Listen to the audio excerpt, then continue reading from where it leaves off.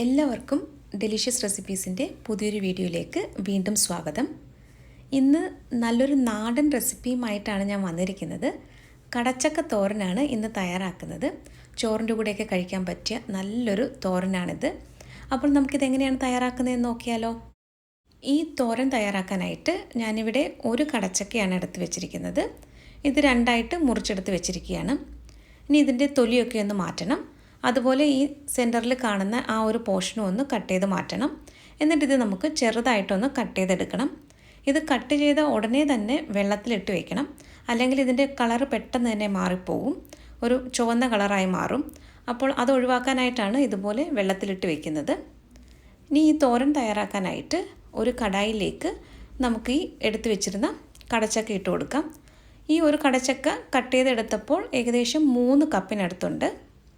ഇതിലേക്ക് 1/4 ടീസ്പൂൺ മഞ്ഞൾപ്പൊടിയും ആവശ്യത്തിന് ഉപ്പും ഏകദേശം 3/4 കപ്പ് വെള്ളവുമാണ് ചേർത്തിട്ടുള്ളത്. ഇത് നന്നായിട്ട് ഒന്ന് മിക്സ് ചെയ്തെടുക്കാം. അതിനുശേഷം നമുക്കിതൊന്ന് അടച്ചു വെച്ചിട്ട് വേവിച്ചെടുക്കണം. ഇത് മീഡിയം ടു ഹൈ ഫ്ലെയിമിൽ വെച്ചിട്ടാണ് ഞാനിത് വേവിച്ചെടുക്കുന്നത്. അപ്പോൾ നമുക്കിതൊന്ന് അടച്ചു വയ്ക്കാം. ഈ സമയത്ത് നമുക്കിതിനാവശ്യമായിട്ടുള്ള ഒരു അരപ്പ് തയ്യാറാക്കിയെടുക്കണം. അപ്പോൾ അതിനു വേണ്ടി 3/4 കപ്പ് തേങ്ങയും 4 ചെറിയ ഉള്ളിയും 2 പച്ചമുളകും 3 വെളുത്തുള്ളിയും 1/4 ടീസ്പൂൺ മഞ്ഞൾപ്പൊടിയുമാണ് എടുത്തു വെച്ചിരിക്കുന്നത്. ഈ എടുത്തു വെച്ചിരുന്ന എല്ലാ ചേരുവകളും മിക്സിയുടെ ഏറ്റവും ചെറിയ ജാറിലേക്ക് മാറ്റിയിട്ടുണ്ട്. ഇതിൽ ഒട്ടും തന്നെ വെള്ളം ചേർക്കാതെ തരിതരിപ്പായിട്ട് വേണം ഒന്ന് അരച്ചെടുക്കാനായിട്ട്.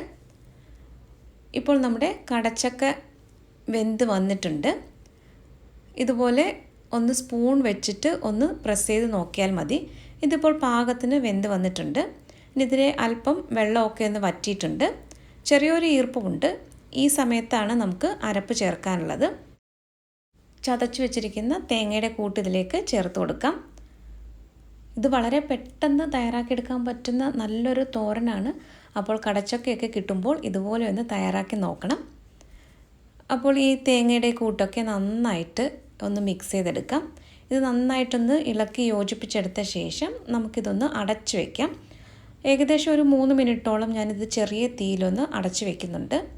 ആ തേങ്ങയുടെയൊക്കെ ആ ഒരു പച്ചമണമൊക്കെ ഒന്ന് മാറാൻ വേണ്ടിയിട്ടാണ് ഒരു 3 മിനിറ്റൊക്കെ ഒന്ന് അടച്ചു വയ്ക്കുന്നത്. ഇതിപ്പോൾ നല്ലതുപോലെ ഒന്ന് മിക്സ് ചെയ്തെടുത്തിട്ടുണ്ട്. നമുക്കിനി ഇതൊന്ന് അടച്ചു വയ്ക്കാം. ഇതിപ്പോൾ ഏറ്റവും ചെറിയ തീയിലാണ് ഇങ്ങനെ അടച്ചു വെച്ചിരിക്കുന്നത്. ഇപ്പോൾ ഒരു 3 മിനിറ്റിന് ശേഷം ഞാനിത് തുറന്നിട്ടുണ്ട്. ഇനി ഇത് നന്നായിട്ട് ഒന്ന് മിക്സ് ചെയ്തെടുക്കാം.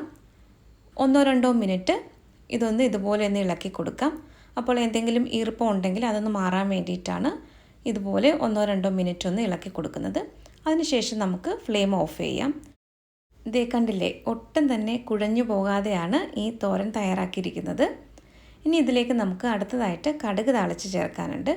അപ്പോൾ ഞാനിത് ഫ്ലെയിം ഓഫ് ചെയ്തിട്ട് മാറ്റി വയ്ക്കുകയാണ്. ഇനി കടുക് താളിക്കാനായിട്ട് കുറച്ച് വെളിച്ചെണ്ണയാണ് ഒഴിച്ചത്. ഈ എണ്ണയൊന്ന് ചൂടായി വരുമ്പോൾ ഇതിലേക്ക് 1/2 ടീസ്പൂൺ കടുക് ചേർക്കാം. കടുക് ഇപ്പോൾ നന്നായിട്ടൊന്ന് പൊട്ടി വരുന്നുണ്ട്. ഇനി ഇതിലേക്ക് അടുത്തതായിട്ട് ചേർക്കുന്നത് ഉണക്കമുളകാണ്. 2 ഉണക്കമുളകാണ് ഇപ്പോൾ ചേർത്തത്. ഒരു 3 ചെറിയ ഉള്ളിയും കുറച്ച് കറിവേപ്പിലയും കൂടി ചേർത്തിട്ടുണ്ട്.